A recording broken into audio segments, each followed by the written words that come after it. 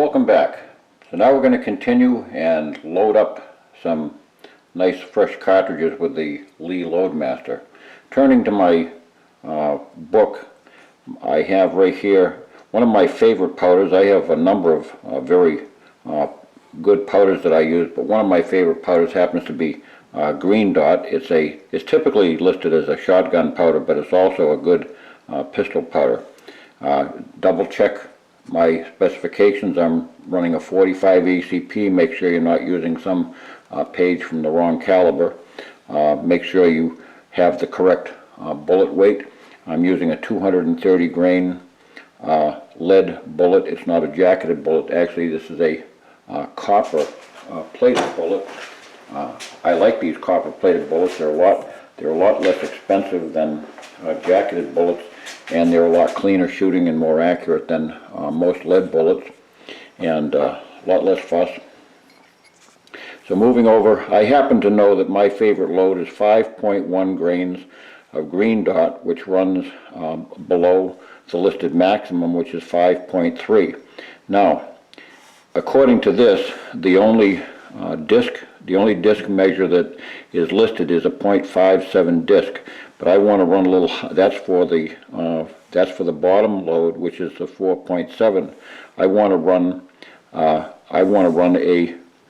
5.1 grains. Now, how do I do that? Well, it's very simple. I use the VMD system that Lee has developed, and all we do is simply get my can of powder. On the back section of my Lee manual, page 605 on mine, it may be different on yours, it lists a table, and you can also get this table online, but it lists Green Dot powder here, and it has a VMD value of .1262.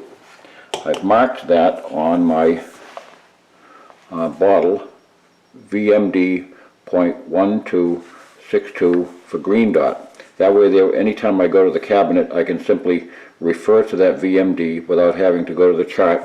But be very careful, because whatever you put on this bottle is that's going to influence how your measurements are going to turn out, and you don't want to blow your gun up. So I want 5.1 grains. I verify that 2 or 3 times to be sure. 5.1 times the VMD value, .1262, equals, it lists 64 hundredths of a cc disc. So I retrieve the hole that comes closest to 64 hundredths. Okay, now I have a choice. I have a .66 or I have a .61. I would prefer, if possible, to keep my velocity up, but I don't want to exceed the maximum listed charge. So it's a simple matter of taking .66 and then dividing it by the VMD divided by .1262 equals 5.2 grains of Green Dot. Now I flip back to my page and I check that reference and make sure that I don't exceed my maximum. And as you can see, the maximum listed with Green Dot would be 5.3. So I'm in a safe region if I go with the .66 cc disc. So all I do is simply take the .66 cc and line that up with the hole on my powder measure. It goes without saying to be absolutely sure that you're reading the decimals correctly, and right now it looks like .99, but the decimal point is on the wrong side. So be sure that you're reading the correct disc. Once you've verified that it's .66, place that slot directly onto your actuator arm. Make sure it's positioned securely. Then you want to put your powder measure hopper on top. The square side should be facing the hole rather than the round side. For one thing, this will show you your on-off on your powder dump. Feed this in. This does not require a double disc measure for this loading. None of your pistol loadings, except perhaps some 44 Magnum loads or greater, will require that. Just simply secure this with thumb tightness. Again, all things that you do, it's all thumb tight. No pliers, please. That's an ugly mess when people they mess up these. The company goes to a great expense to put these nice knurlings on here, and I see people botch it up. Open your powder measure. Make sure that it's open to the on position. Verify that it's turning correctly and open it to the on position. Otherwise, you're not going to be dumping powder and you'll have empty cases, and that's a very bad thing to have. It's always good practice to fill your powder hopper completely to the top, or not to the top, but nearly to the top. This will provide constant pressure onto your disc so that all your charges are uniform. Now, we'll go on to testing and making sure that we're actually dumping the amount of powder that we said we were. With flake powders especially, there can be sometimes differences in volume, so it might be necessary for me to either increase or decrease the size of this disc in order to get the 5.1 grain charge that I desire. So let's do that right now. Now, don't grab one of the cases that you just used to test your machine. Take a case which has a plugged primer hole, because you don't want to have powder pouring all over your press. Flake powder won't go through that hole, but ball powder will pour through there like water, and you'll have a real mess on your hands. So move this flipper out of the way and just simply put your case in there at the powder charging station. You don't need to put your flipper back. We're just going to run the ram all the way up and make sure that we're dumping powder fully. Look down inside that. Look down inside the hole and make sure that you're lined up with that drop chute. And we're going to return the case. Don't allow it to index. Just simply take it out. And now we want to pour it back into the hopper. The first one is a bogus measure because remember, we just poured powder into that hopper and that was under pressure. So now this one here is the real test. Run it up in and remove the case. Now we'll take it to the scale and weigh it and see what we come up with. In fact, that charge was running quite light. So I'm going to revert to disc number 0.71. I happen to know from past experience that this particular lot of powder is charging correctly with a 0.71 disc. So what I need to do is shut off my hopper and run the lower portion of my powder measure dry. And this is not surprising. As I say, flake powders don't pack with the same consistency that ball powders and extruded powders do.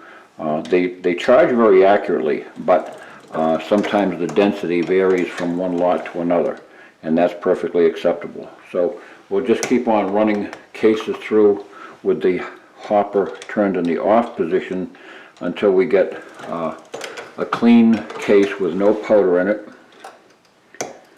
And I've got a completely clean case and nothing came out. So now I can remove my hopper.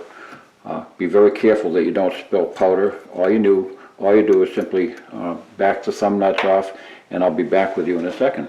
Now turn the powder measure back on. I've positioned that charge hole over the actuator arm, and I should be ready to go. Now we just need to test this and be sure that it's dropping what I originally had hoped. Make no presumptions whatsoever with powder. I'll test, weigh it. Now remember, I'm running one case just to be sure that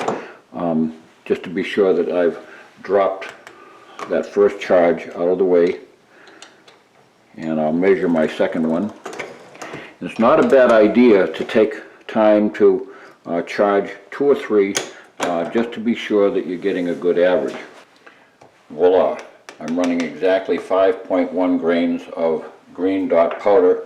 I go back, verify my book that I'm charging the correct amount, because you know one of the nasty things with a progressive loader is that mistakes happen not just one at a time, but happen by the hundreds. So be sure that you're charging the correct amount of powder at all times.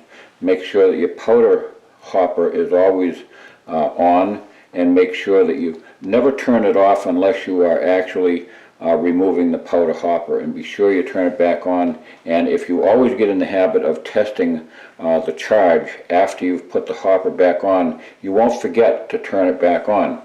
That's a very easy thing to do, and it's a disaster when you get to the range and you found out that you made 200 rounds that were all duds.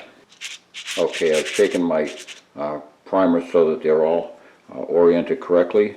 Put the cover on, lock it into position.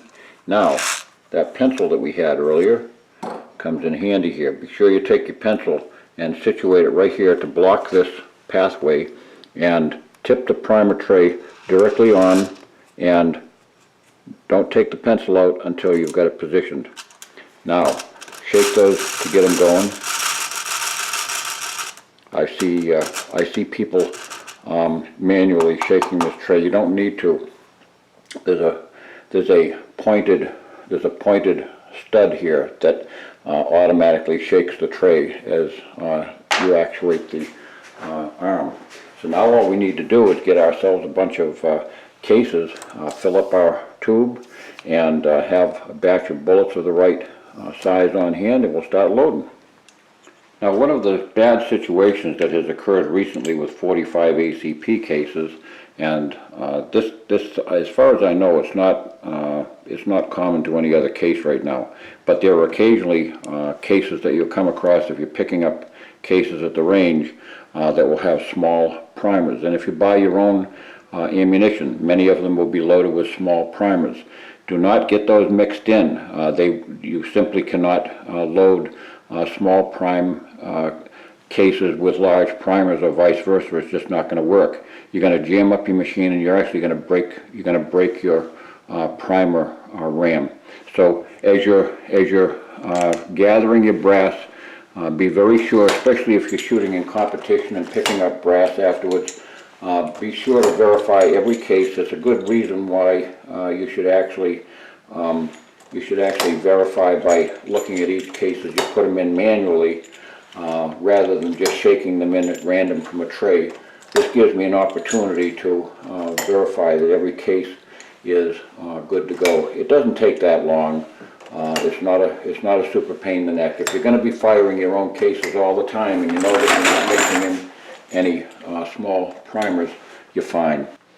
Okay, we've got cases, we've got primers loaded into the tray, and we've got bullets ready to go. Keep everything away that's not necessary. And I've said this before, and I'll say it again. Be sure you only have one powder on your bench, and leave it on your bench until you're done and that powder is returned back to the container. Don't ever put this back on the shelf with your other powder, because you're not going to know exactly which powder it is. I know this is green dot powder and it has the identifying flakes in it. That's fine, but I adhere to one rule, and that way I don't have to worry about whether I break it and kill myself. So keep that powder on the bench where it's the only powder, and keep all other things out of the way. There's only one more adjustment we have to verify, and that's to make sure that the primer is being correctly seated in the case. We'll run one case through as we come to that station, and it comes to the powder charging station. We'll remove it and verify that the case is primed correctly. Now, if you have a situation where the case gets hung up on that back station, it means that the primer is seating below flush and it's hanging up on the shell plate. In that case, simply adjust this bolt to seat it a little bit more deeply by only about a 1/16 or an 1/8 of a turn at a time until that primer is fully seated. You don't want to mash the primer. You don't want to change its original shape in the least. All you want to, and you don't need to seat it hard. It just needs to be seated into the case, and you'll have perfect ignition. So here we go. And until you get the hang of it, run things smoothly and observe at each station and make sure that everything is running the way it ought to. Don't be hasty. Speed is not important. Speed is only going to cost you a lot of aggravation and grief. I'm going to take that first case out when it gets below the powder charging station, and I'm going to look to be sure that I'm getting my case primed correctly. Now you can see the primer is fully seated, but it shows that it is perhaps just a little bit flattened, a little bit more than originally out of the box. And we want to back off the tension on that rocker arm. With any flattening or distortion of the primers, start by backing off the stud by one full turn and then adjust accordingly. Now that case was perfectly all right to return to that station, put the flipper back into position, and run the case up to be charged with powder. The next case should be primed better. I turned it so that one of the flats turned to the side. I'm looking now to make sure that I have powder in this station, which I do. Now I can take out that case that just got primed, and I can check and see that it in fact has got nice shape to it. It's not protruding. It's not distorted or flattened in any way. And be sure every now and then to check for dents, because if you should have a piece of powder or anything, dirt or debris that gets on top of that primer rim, it will cause indentations on your primer. So you don't want that. Neatness counts. Return that back to the station. Put your flipper back in against the case, and we'll just continue to go. Now we're ready to seat a bullet on top of this case here. The case must be checked to be sure that we have correct case mouth belling before we do that. So I'm going to put a bullet on top and verify that it's in fact sufficiently belled. I'd like to have it a little bit more belled than that, so I'm going to turn down my die. It is vitally important to remember that as you adjust your die, the powder measure will tend to become loosened. You have to maintain tightness of the powder measure on top of the die in order to maintain contact and pressure between the case mouth and the expander, and to also make sure that your actuator is fully dispensing powder. Be sure to do this at all times. Now I removed this case that had been charged with powder and primed.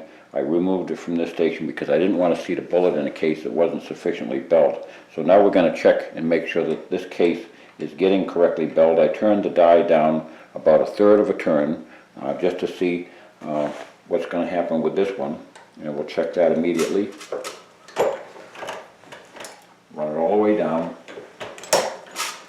and I can pull that case out right now and check it with a bullet. Now I've got a properly flared mouth right there. It starts the bullet into the case very nicely without over flaring. And be sure that when you're making the adjustment on your belling die, your expansion die, that you also are keeping your powder measure screwed down tight, because the powder measure is actuating the depth control on that stem that goes in and bells the mouth. So be sure you don't turn your die down while you're allowing your powder measure to back off. You have to keep on turning your powder measure back down, tightening it all the way as you go, keeping everything snug. Now I returned my powder charged case to this station right here, to the number 4 station, and this station now contains the case that's going to be belled and expanded and charged. So we're just going to run this tube through charging and loading bullets until we see the bullet should stand in the case by itself, and you should feel that it has no problem finding home. And run that in gently. And now what we're going to do now is seat the bullet to the correct depth. Now with the ram fully up and your handle down, turn your bullet seating stem in until you contact the bullet.